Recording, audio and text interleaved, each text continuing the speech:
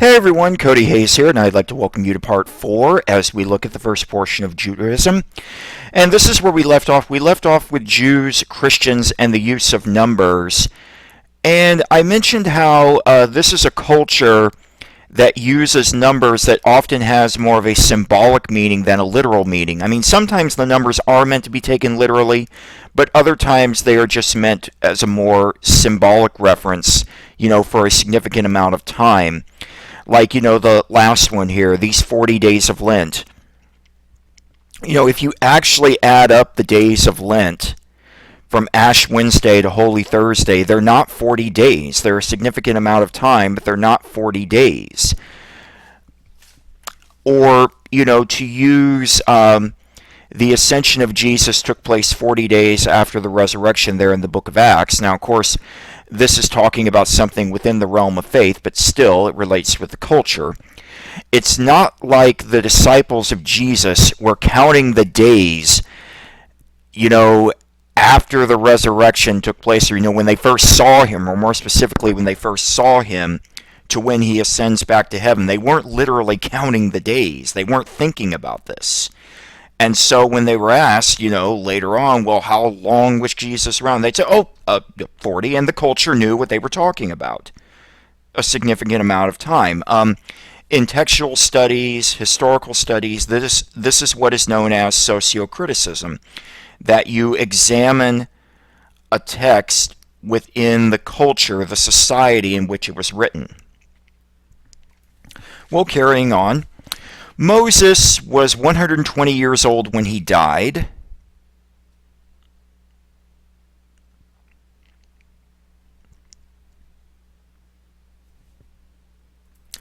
And here's another, 144,000 among the elect in the book of Revelation.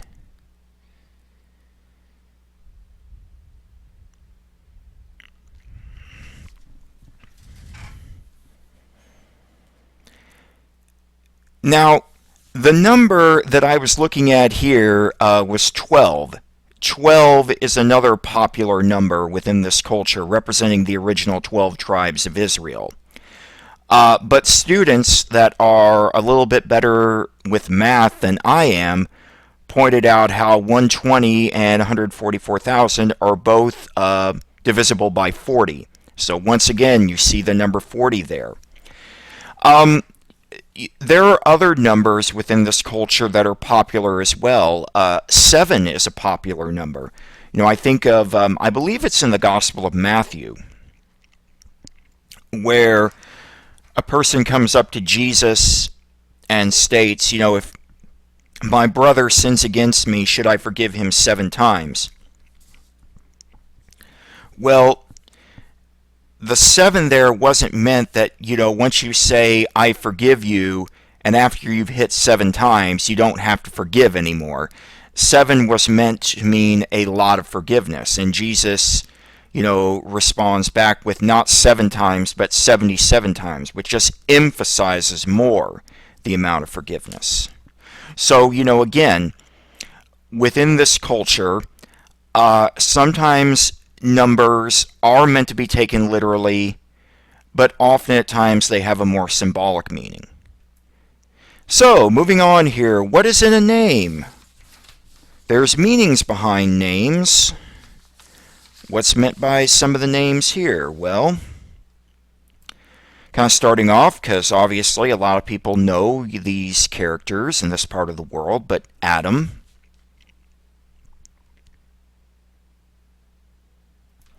Well, Adam in Hebrew, his name means man or human.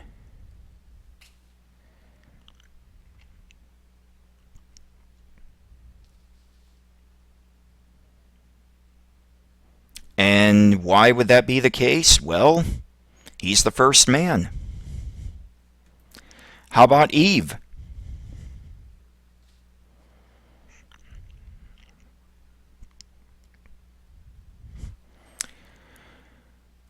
Well, in Hebrew, her name means life.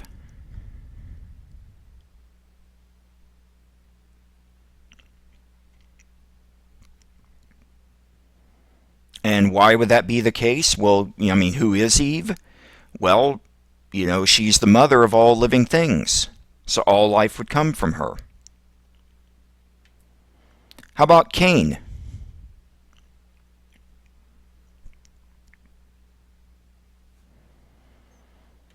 Well, in Hebrew, his name means to produce or to create.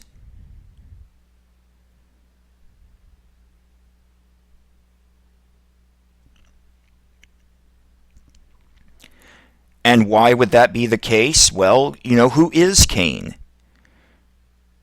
Well, he's the first child of Adam and Eve.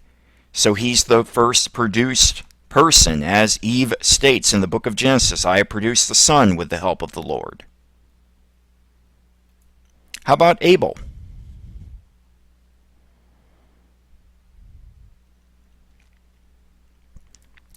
Well, in Hebrew, Abel's name means breath.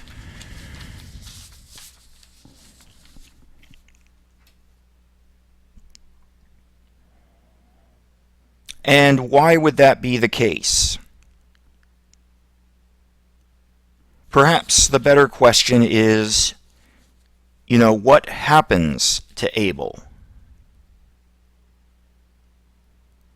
Well, he's killed. He's killed by Cain. Cain becomes angry that God favors Abel's offering over his. So, he tells Abel, let's go out into the field. And he kills Abel. So breath is kind of essentially, a meaning for, here for a short amount of time and then gone. Let me have a sip of water and then I'm going to focus on another point here.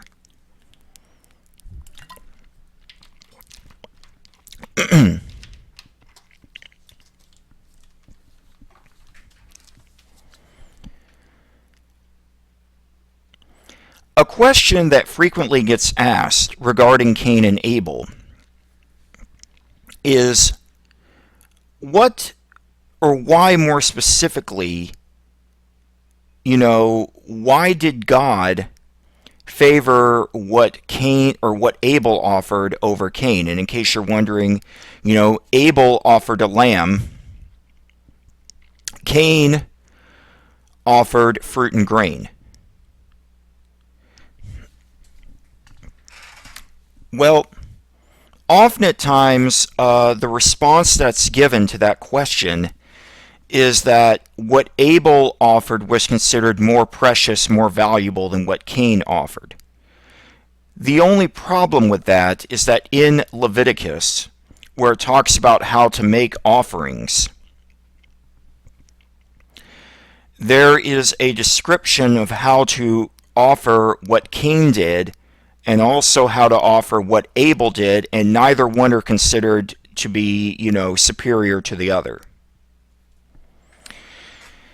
In the Quran, the Islamic scripture, Abel is described as having a good heart, while Cain is described as having a wicked heart.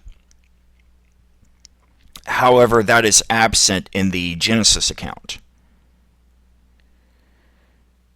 So why is it that Abel and his offering was more respected by God than Cain, or than Cain's offering?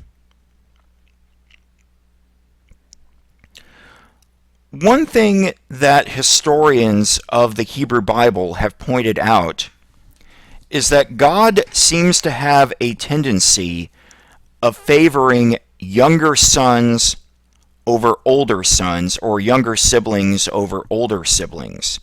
For example, God in this case, favors Abel over Cain. Later, favoring Isaac over Ishmael, Jacob over Esau. David, King David, is described as being the youngest of 8 brothers. Then later he favors David's son Solomon over Solomon's older brother Adoniah. That God seems to have, throughout the Hebrew Bible, a tendency to favor younger sons, younger siblings over older siblings. And then another character here, Seth.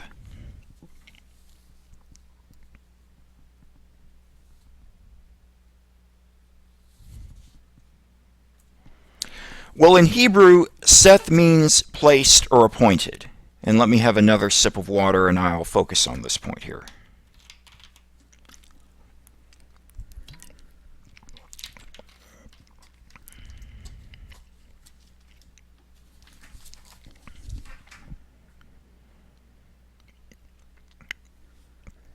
So why would Seth mean placed or appointed? Or more specifically, the question to be asked is, who is Seth? Well, Seth is the child of Adam and Eve after the death of Abel, and Cain has essentially been sent away. So Seth, in many respects, is almost a kind of replacement for Abel in this regard. So moving on a little bit, also what is in a name, some other characters within the Hebrew Bible whom you may be aware of. One of the first we have here is Abraham.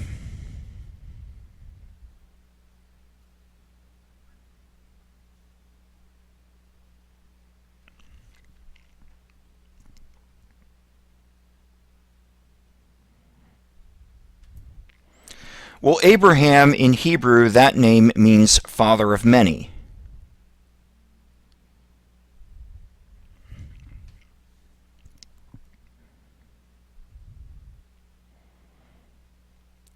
And why exactly would that be the case? Well, that passage there from the book of Genesis where God tells Abram, now Abraham, your descendants will be as many as the stars in the sky, father of many. Abram in Hebrew, in case you wonder, means mighty father.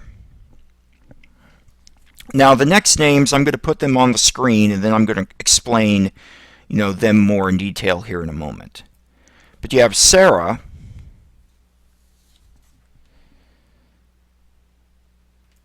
Sarah in Hebrew means my princess.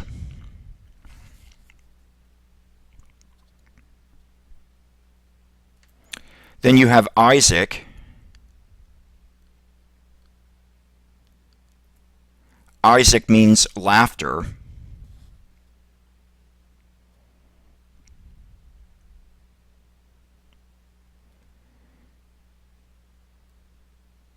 Then you have Ishmael.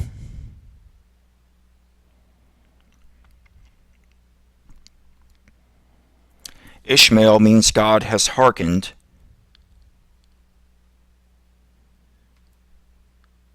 And then you have Hagar.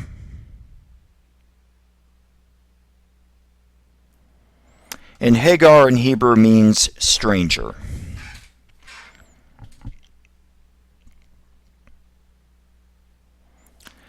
So, what is the meaning behind these names?